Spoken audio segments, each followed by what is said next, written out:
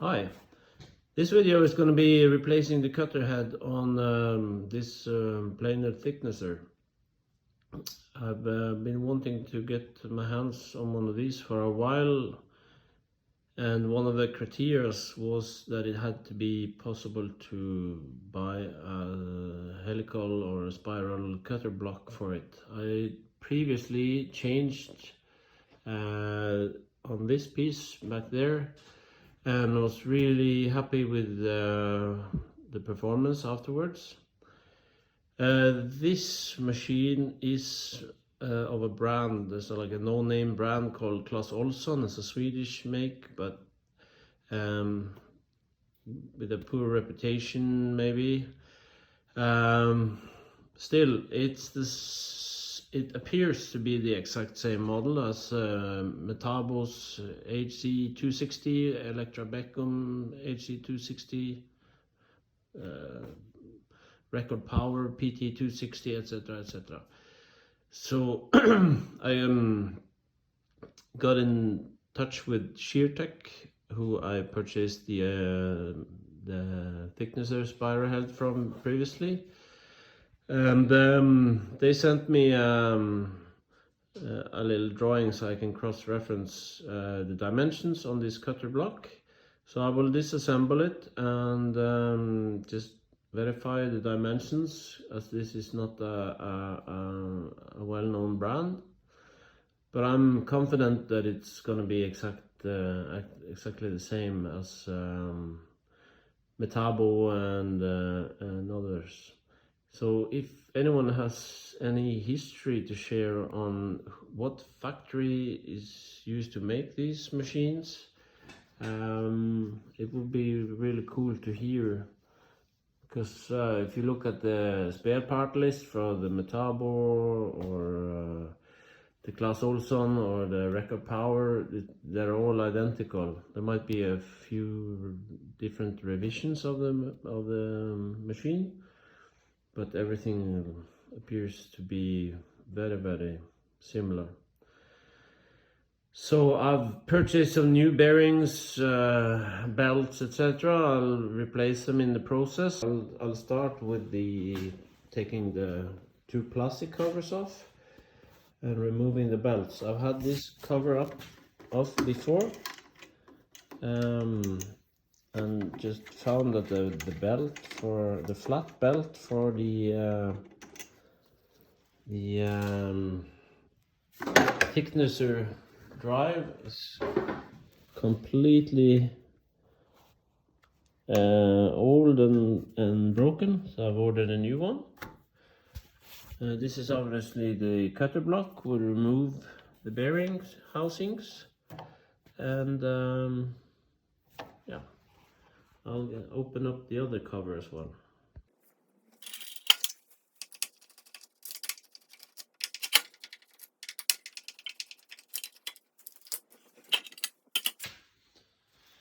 Okay, so the belt and the block guard is off. The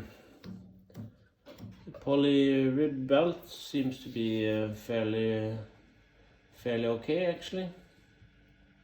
So we'll proceed to take the pulleys off, and I'll remove this cover, which should be fairly easy.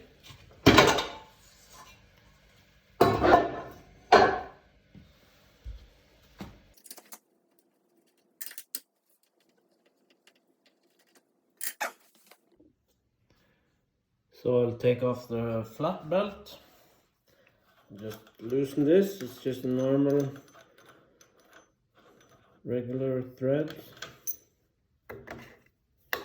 This belt will have to be replaced, as it's simply not pulling the material through the thicknesser anymore. This belt is just completely worn out, broken, too old. So I'll try now, before I disassemble the shaft, I will give an attempt to loosen the pulley, and I'll just use a small spanner to lock it against the block guards here. So I think Might be easier to just do it here. This should be also a regular thread. It comes off. This came off quite easily anyway. Might not happen on every one, but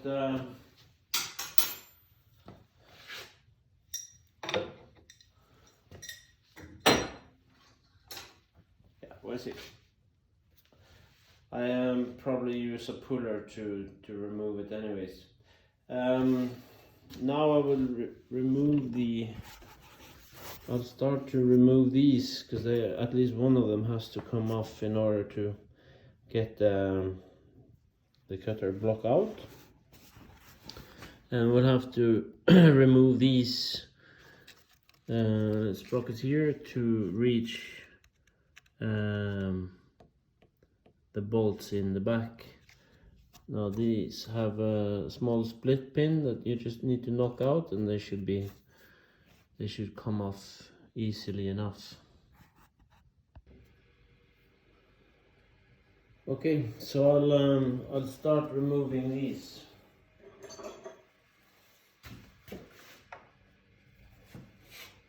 See if I can knock them out.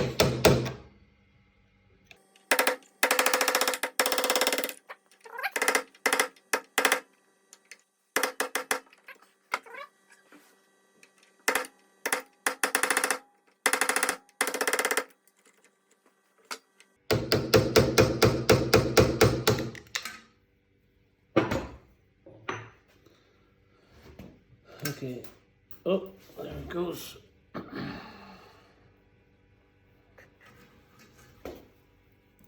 So it's just these two little pins and the belt tensioner. I think we can just pull them out like this. Maybe it's smart not to mix them, confuse them for later assembly.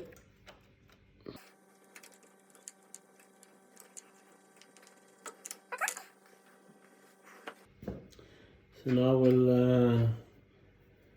I'll remove one of the covers on the side, and we can remove the block itself.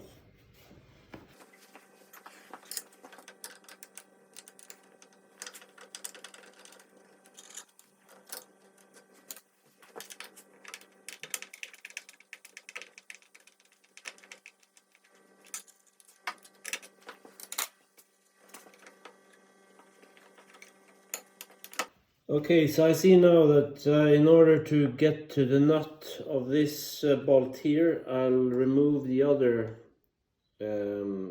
guard on the opposite side here. So I won't be filming everything, but I'll remove this one and I'll unscrew all the 4 bolts on both sides. Okay, so I've unbolted all the 8 screws on both sides. The screws on the pulley side can be a little bit awkward to get out without removing the pulley first. But the block should be ready to be removed now. Oh.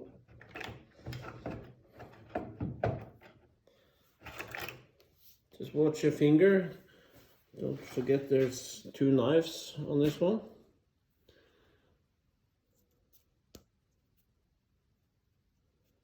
So I see now that the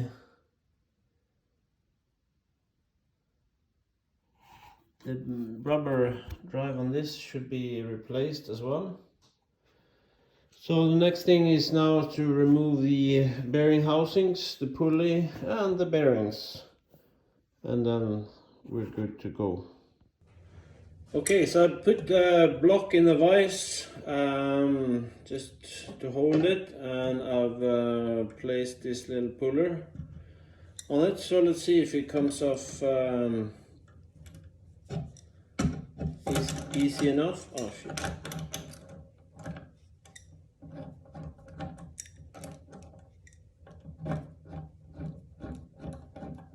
I didn't take anything.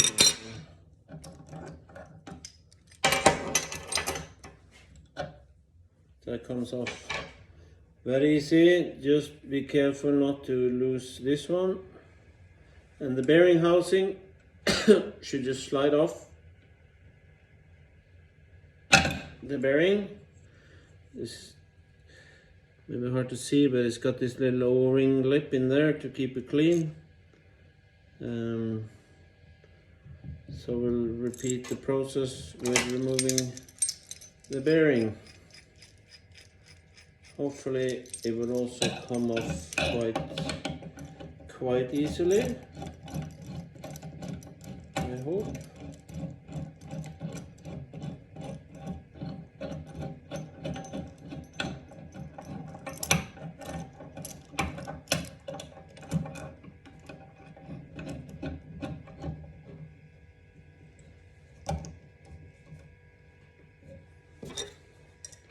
So let's see if we can manage to get any movement on it. Yeah, seems to come off nicely. Yeah. Okay, so basically just repeat it on both sides, and afterwards we'll take our measurements to make sure the new cutter head we get from Sheartak will be identical. So I've double checked all the dimensions. They are very good. There's a few minor tolerances that are not the same, but that's okay. Obviously the bearings and the pulley is the essential here, and they are spot on according to the drawing. I got these bearings already from RS Components in the UK. Just found them on the internet, very cheap. They are the same as the original spare part list, only in the original spare part it says LLU. Now this 2RSH is the same sealed bearings, just from a different make. So as long as the bearings are sealed and they have this number 6203, they will fit. So I'll email a confirmation to Mike at Sheartak, and hopefully they will send me the spiral cutter head very soon. It's been a couple of weeks since I've started disassembling it and took the dimensions of the cutter block. I sent them to Sheartak and ordered the new spiral head. Unfortunately, they have been under some COVID restrictions at the workshop, so it's taken them a few more days. But it's here 2 weeks later, or no more than 2 weeks. But before I start reassembling the cutter head itself, I'll just service the unit a little bit. I noticed when I disassembled that this feed roller is really in a really poor condition. The rubber is rock hard. There's no friction in it. It's just slippery. There's a lot of resin all over it and a lot of tear off marks. Also, I'll just wire brush this roller a little bit, and I'll clean up the table because it's full of rust and feels just really sticky. So I've already had these sprockets off, so we just remove them now. The only thing that holds this shaft is basically this plate. It's got 2 small screws on it, so we just remove those.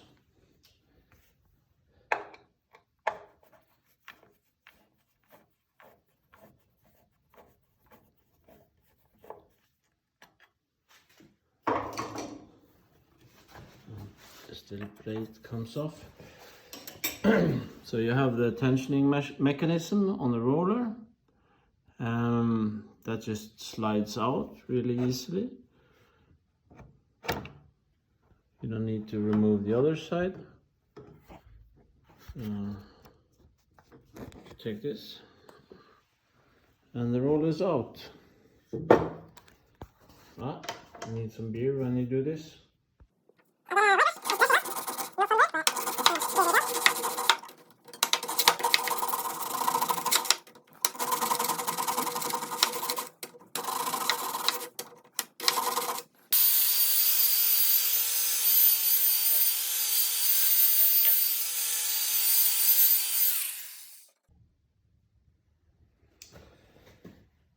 Okay, so this is the new roller. We have 3 little washers here. We got the tensioning mechanism, and just put it all the way through in here. And put back on the small little plate. All right, so let's do this exciting unboxing. The package comes well protected with plastic bands and everything. I remember this from the previous time as well. It's really well packaged. The good thing about these spirals to me is one thing, they tend to be easier on the wood, or it cuts the wood easier. But the biggest advantage to me is really that I don't have to fiddle and fuck around with aligning the blades, and this is basically just a plug and play after the initial installation. There's no adjustment on the knives. That's really easy and convenient. So I'll proceed now with installing the new bearings that I got. Hopefully they will tap on quite easily. When putting on the bearings, we can use this little wooden plates that came in the box, just to have a little bit of protection for the threads here. I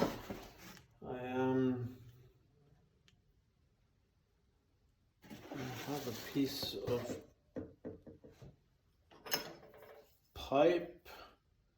Guess this is 25mm pipe. That should fit the inner circle on the bearing fairly well.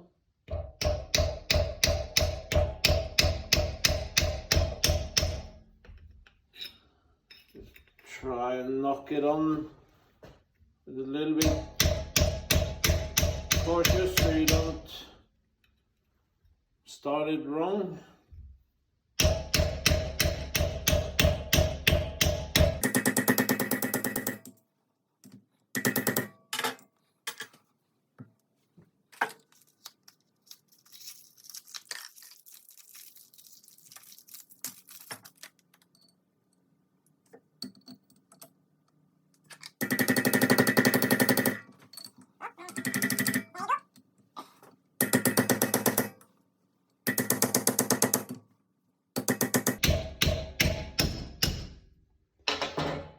You can hear the sound when it bottoms out, and we have bearings on. We can proceed with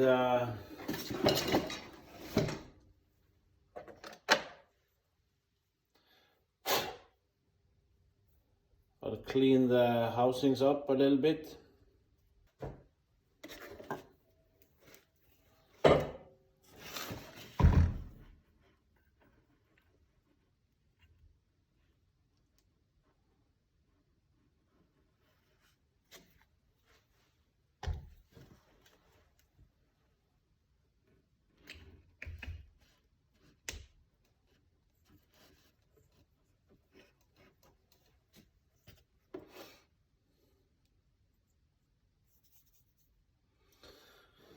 Okay, so it should be good to go back in the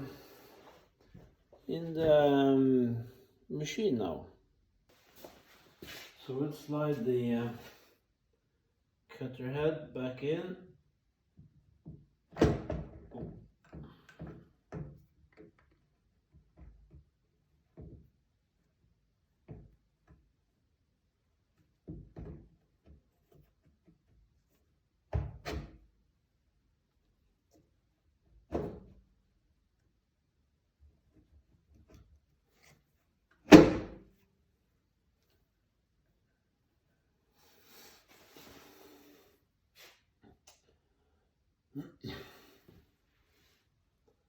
Obviously make sure you got the pulley in the right side and the dry belt on the right end.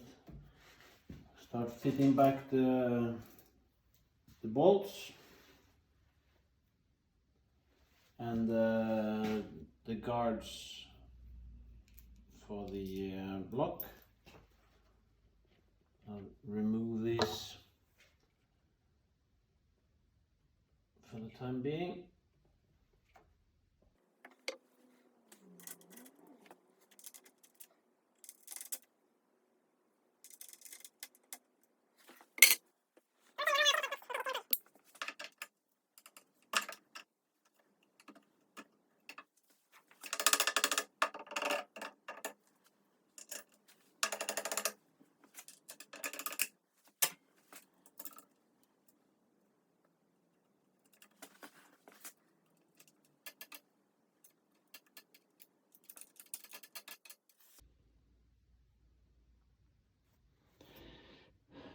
Guards are back in, but as you see there's really tight clearance on the cutter block and the rollers, so the guards need to be carefully positioned in the middle.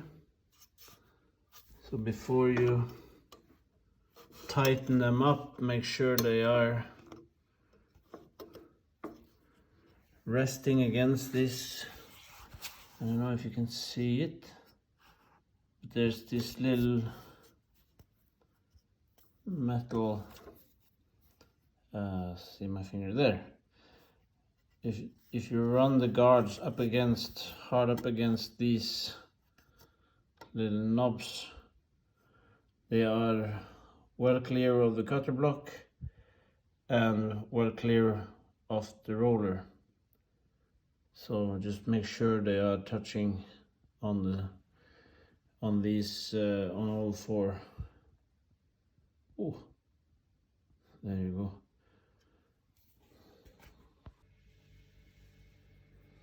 go. Okay, the pulley goes back on. Just make sure you have your keyway. Pulley slides back on easily on the shaft. The two nuts on the shaft are a bit different size. The biggest nut goes on the pulley. Smaller nut with a big sheave goes on the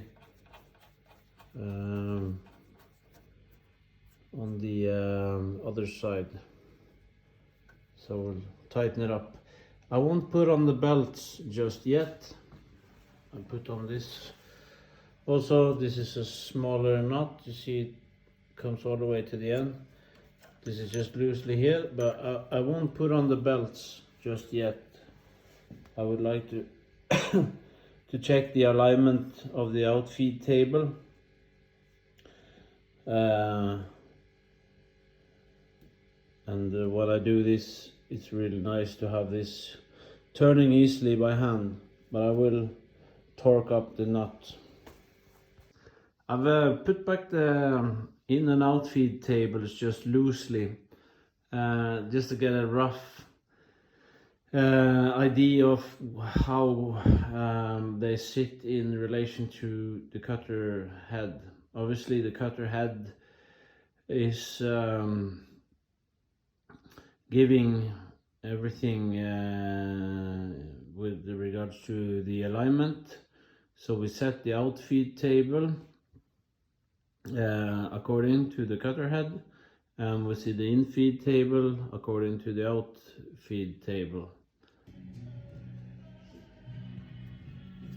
Before you start your tedious alignment work on the outfeed table, please make sure that there's no debris, stuff lying on the surfaces, because your readings will be false.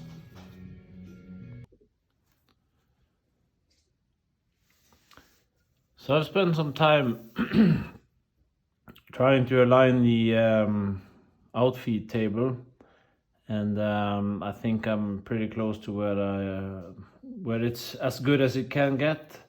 I've found that the outfeed table and also the infeed table actually is slightly cupped. It goes up towards the ends a little bit, so my readings across the cutter block is slightly bigger in the middle than on the sides, but this is the way it's sitting now. Is as a fairly good compromise, I think. The way I've learned to adjust the outfeed table is to have a straight edge. You place a given mark on the edge of the outfeed table. In this instance is 50 millimeters.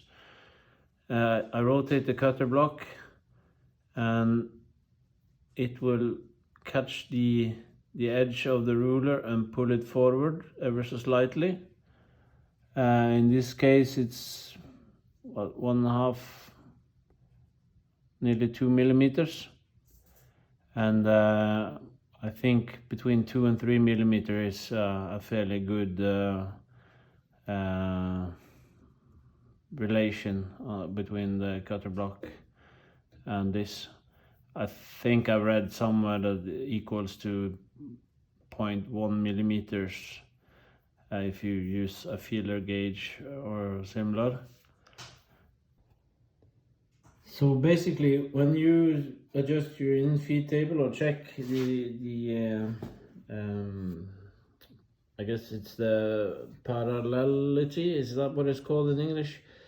Between the outfeed and the infeed, you set your infeed table on your 0. I need to put my bolts back down and stuff, but you set it on 0, you use a straight edge across the hole, check side to side and see whether it's parallel with the straight edge.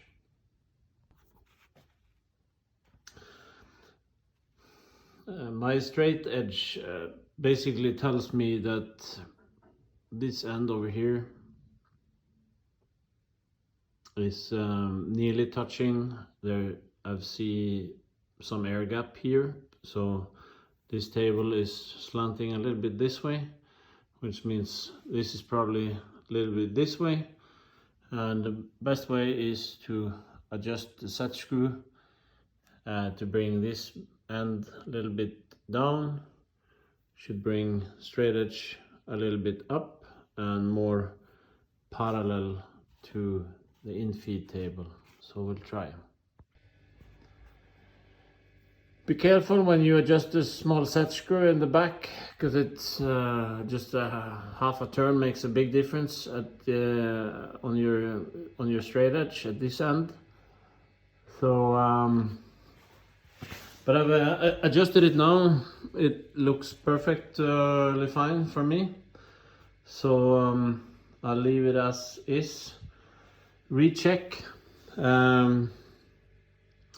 Recheck with your straight edge on how much your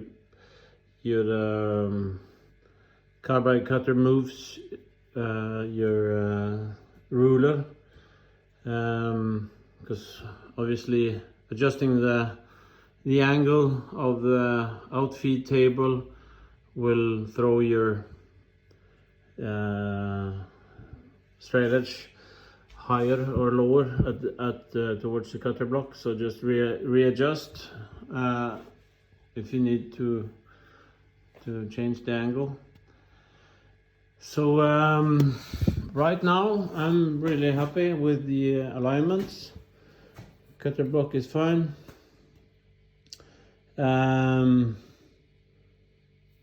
So I'll install back the adjustment knob here now and start to reassemble the dry belt. And before that I'll put the sprockets back in with the chain and the new flat belt. Time to install the sprockets. I didn't do it, but it might be advisable to put the chain above the cutter head shaft when you install the shaft. It can be lifted over afterwards, but it's a little bit more fiddly. So we'll install the sprockets.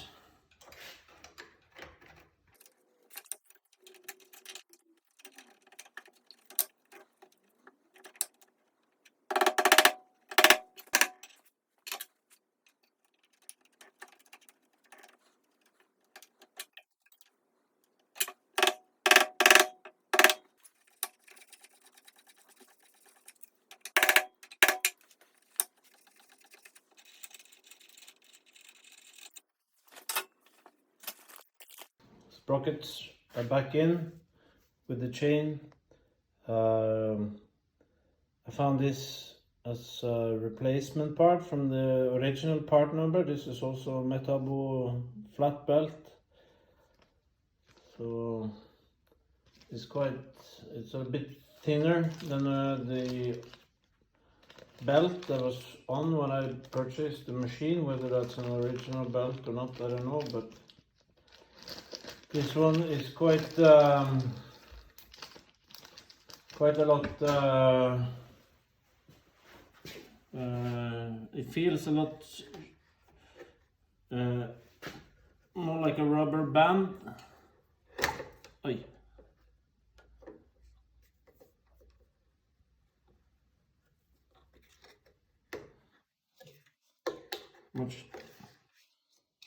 Much tighter, which is good.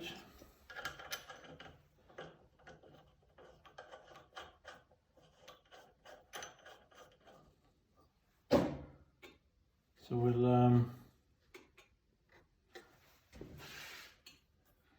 tighten up the nut and should be okay.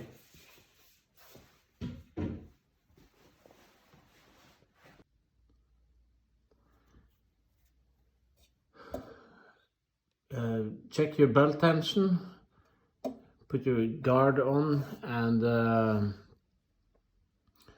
when installing this, just make sure to do it in this position with the lever up and the first tooth engaged. That should give you the full extent when raising it. So this is your position for installation, and then put the cover back on. So it's all good to go, wired up, connected, lubricated, adjusted, new belt, everything is good. I've got this piece of 6-inch oak.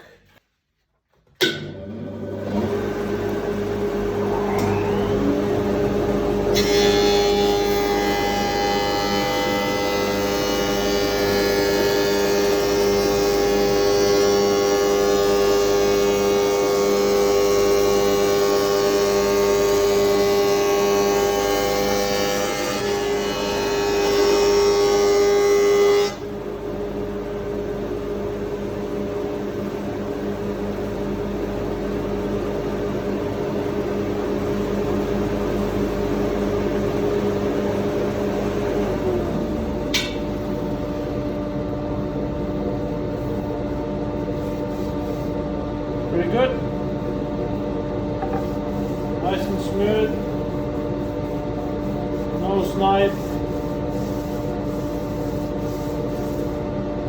I've now set it up for thicknesser mode. I ran it through once just to make sure I have the right setting. I've now adjusted it again 1 millimeter on the scale. I have my dust extraction on, so that switch is on.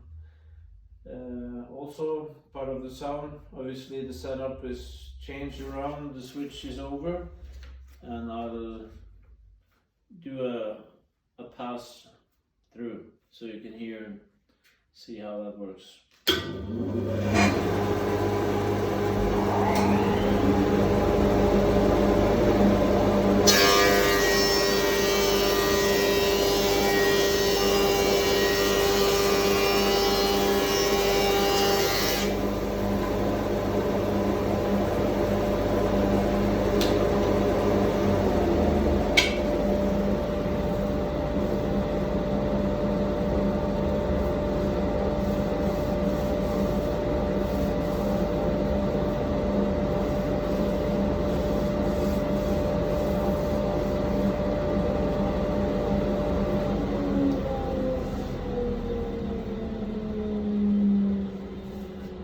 The result is really good.